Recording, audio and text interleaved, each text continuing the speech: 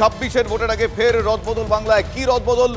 প্রান্তিক চক্রবর্তী, রাজন্না হালদার তারা বিজেপিতে যোগদান করতে পারেন। এখনো পর্যন্ত সূত্র মারফত সে খবর জানতে পারা যাচ্ছে।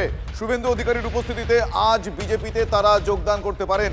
সোশ্যাল মিডিয়ায় ইঙ্গিতপূর্ণ পোস্ট রাজন্না প্রান্তিকের। সুমন মহাপাত্র এই মুহূর্তে আমার সঙ্গে টেলিফোন লাইনে রয়েছে। সুমন, এখনো পর্যন্ত সূত্র মারফত কি জানা যাচ্ছে? এই সম্ভাবনা কতটা প্রবল? শুধু কি তারা দুজন নাকি অন্য অনেকেরও সম্ভাবনা রয়েছে? একটু ডিটেলে বলো। দেখো, মোট 5 জন আজকে কিন্তু বিজেপিতে যোগদান করতে পারেন। তার মধ্যে তৃণমূলের 2 ছাত্র নেতা প্রান্তিক চক্রবর্তী এবং রাজন্না হালদার তারা তো রয়েছেন। তার সঙ্গে আরো 3 জন কিন্তু আজকে যোগ দিতে পারেন, এমনটাই কিন্তু খবর। এবং সূত্রের খবর যে এই 5 জনের যোগদানই হবে শুভেন্দু অধিকারীর উপস্থিতিতে। এর সঙ্গে সঙ্গে আজকে সকালবেলা প্রান্তিক এবং রাজন্না দুজনেই খুব ইঙ্গিতপূর্ণ পোস্ট করেছেন ফেসবুকে, যেখানে তারা বলছেন বাংলার গণতন্ত্র ভুলুণ্ঠিত, তাই পরিবর্তন প্রয়োজন। এবং এখান থেকেই সম্ভাবনাটা আরো জোরালো হচ্ছে। আজকে বেলা 3টের আশপাশ নাগাদ শুভেন্দু অধিকারীর উপস্থিতিতে রাজন্না হালদার, প্রান্তিক চক্রবর্তী সহ আরো 3 জন কিন্তু যোগদান করবেন বিজেপিতে। এক্ষেত্রে আরো একটা বিষয় আমি জানতে চাইবো যে এই যে দূরত্বটা কিন্তু ক্রমশই তাদের সঙ্গে তৃণমূল ছাত্র পরিষদের বাড়ছিল, সেই কারণে কি এই সম্ভাবনাটা আরো অনেকাংশে প্রকট হয়েছে? সুমন, দেখো, একটা কথা বুঝতে হবে, রাজন্না হালদার কিন্তু প্রথম ছাত্র নেত্রী যিনি মমতা ব্যানার্জির সভায় বক্তব্য রেখেছিলেন এবং মমতা ব্যানার্জির খুব স্নেহধন্য ছিলেন।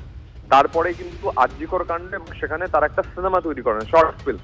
সেখান থেকে তৃণমূলের সাথে তাদের দূরত্ব তৈরি হয়। তারপর টিএমসিপি তাদেরকে সাসপেন্ড করে এবং তারপর থেকেই মূলত এই দূরত্বটা বৃদ্ধি পাচ্ছিল।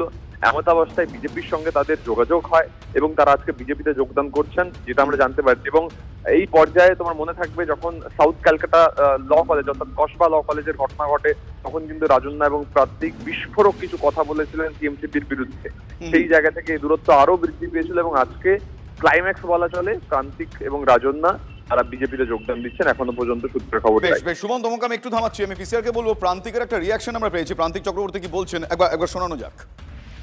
কারণ আমি যে পোস্টটি করেছি সেখানে পরিষ্কার করে লেখা আছে স্বামী বিবেকানন্দের একটি বিখ্যাত উক্তি, arise awake and stop not till the goal is reached. এইখানেই তো চেঞ্জের প্রাসঙ্গিকতা, যে আমরা যতক্ষণ না আমাদের লক্ষ্যে পৌঁছাই ততক্ষণ আমরা পরিবর্তনের মধ্য দিয়ে যাই। দল বদল কথাটায় আমি খুব একটা বিশ্বাসী নই। আমি যেটা বিশ্বাসী সেটা হচ্ছে আমার ভাবনার পরিবর্তনে, আমার চেতনার পরিবর্তনে, আমার বিশ্বাসের পরিবর্তনে এবং the need of the hour, এই সময়ের প্রয়োজনীয়তাটা কি, এইটুকুই বলতে পারি। বাকি তো দেখো, রাজনীতি বা জীবন একটা সম্ভাবনার পটভূমি বা বৃত্ত তৈরি করে। সেই সম্ভাবনার জায়গা থেকে কি হবে কি হবে না সেটা তো সময় উত্তর দেবে। থ্যাংক ইউ রেকর্ডিং বন্ধ করলাম। আপনাদের শোনালাম প্রান্তিক চক্রবর্তী। তিনি আজকে তার যে পোস্ট তিনি দিয়েছেন সেখানে তিনি স্বামী বিবেকানন্দের উক্তি সেটা তার ডিসক্রিপশনে লিখেছেন, তিনি সেটা জানালেন। তিনি লিখেছেন arise awake and stop not till the goal is reached. এবং সেক্ষেত্রে তাকে প্রশ্ন করায়, আমার সহকর্মী সুমন তাকে প্রশ্ন করায়, তিনি বললেন যে তিনি দল বদল করবেন কিনা তিনি এই মুহূর্তে বলছেন না, কিন্তু তার চেতনা, চিন্তা, মনোভাব অনেকাংশেই বদল ঘটেছে সময়ের সঙ্গে সঙ্গে, সেই বিষয়টা তিনি উল্লেখ করলেন। রাজন্না হালদার তিনি কি বলছেন সেটা একবার শোনাবো। Change is the only constant আমাদের সকলের জীবনেই, এবং এই মুহূর্তে দাঁড়িয়ে অবশ্যই যেটা ঘটছে গণতন্ত্র ধার চাওয়ার মতোই পরিস্থিতি তৈরি হচ্ছে। রাজনীতিতে তো সবসময় একটা সম্ভাবনা তৈরির পটভূমি বারবারই দেখা যায়। তো সেই বিষয়ে আমার মনে হয় সময় উত্তর দেবে।